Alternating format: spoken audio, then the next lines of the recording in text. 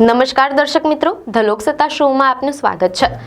ભારત અને યુનાઇટેડ આરબ અમીરાત એટલે કે યુએઈના સંબંધોમાં એક નવો અધ્યાય ઉમેરાયો છે। 30 ડિસેમ્બર 2025ના રોજ અબુધાબીના રણ પ્રદેશમાં સ્થિત અલ હમરા ટ્રેનિંગ સિટીમાં ભારત અને યુએઈની સેનાઓ વચ્ચેના સંયુક્ત સૈન્ય અભ્યાસ ડેઝર્ટ સાયક્લોન 2નું સફળતાપૂર્વક સમાપન થયું છે।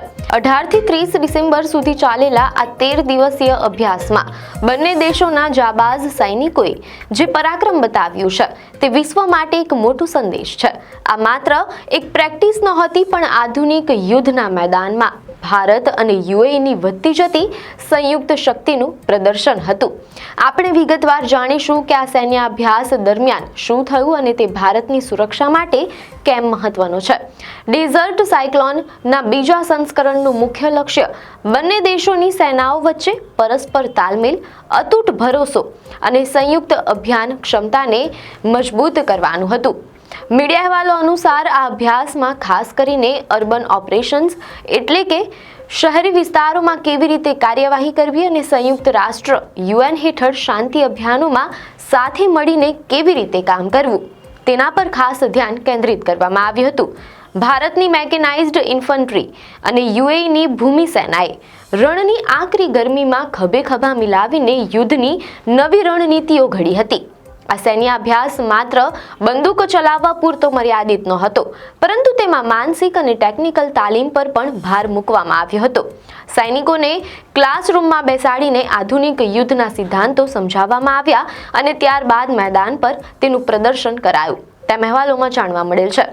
સૈનિકોએ શહેરી યુદ્ધની મૂળભૂત તકનીકો શીખી, જેમાં ઇમારતોમાં તલાશી લેવી અને સંતાયેલા દુશ્મનોનો સફાયો કરવો જેવી જટિલ કાર્યવાહીઓનો સમાવેશ થતો હતો।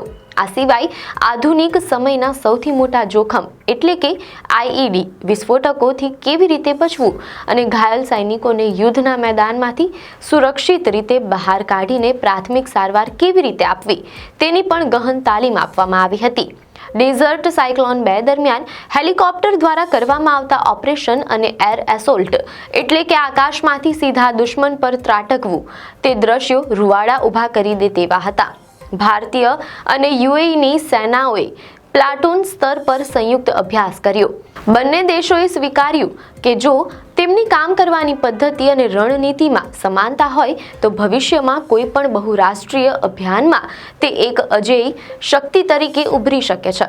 આ તાલમેલ જ આ સૈન્ય અભ્યાસની સૌથી મોટી સફળતા છે। મીડિયા અહેવાલો અનુસાર આ મહત્વપૂર્ણ યુદ્ધાભ્યાસમાં ભારતીય સેનાના લગભગ 45 અતિકુશળ જવાનોએ ભાગ લીધો હતો, જે મુખ્યત્વે ભારતની પ્રતિષ્ઠિત મેકેનાઇઝ્ડ ઇન્ફન્ટ્રી રેજિમેન્ટમાંથી આવ્યા હતા। બીજી તરફ યુએઈની ભૂમિ સેનાની મેકેનાઇઝ્ડ ઇન્ફન્ટ્રી બટાલિયનના જવાનોએ તેમની સાથે પ્રેક્ટિસ કરી હતી। આ જવાનોએ આક્રમક અને સંરક્ષણાત્મક બંને પ્રકારના ઓપરેશનમાં પોતાની તૈયારીઓનું પ્રદર્શન કર્યું હતું। જ્યારે ભારતીય જવાન રણની ધરતી પર આગળ વધતા હતા ત્યારે તેમની પાસે રહેલી આધુનિક ટેકનોલોજી અને વર્ષોનો અનુભવ જોઈને યુએઈના સૈનિકો પણ પ્રભાવિત થયા હતા। આ આંકડા ભલે નાના લાગે, પણ જે ક્ષમતા અને ટેકનિકની આપલે થઈ છે તે લાખો સૈનિકોને માર્ગદર્શન આપી શકે તેવી છે। ડેઝર્ટ સાયક્લોન 2 માત્ર એક લશ્કરી કવાયત નથી, પણ તે ભારત અને યુએઈ વચ્ચેના મજબૂત થતા સંરક્ષણ સહયોગનું પ્રતીક છે।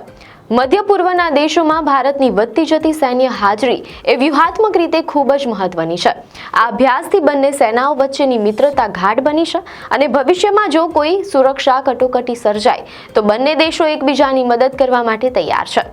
મીડિયા અહેવાલો અનુસાર આ સૈન્ય અભ્યાસનું સમાપન એક ભવ્ય સમારંભ સાથે થયું, જેમાં બંને દેશોના ઉચ્ચ અધિકારીઓએ હાજરી આપી હતી અને ભારતીય તિરંગો અને યુએઈનો ધ્વજ સાથે મળીને લહેરાયા હતા।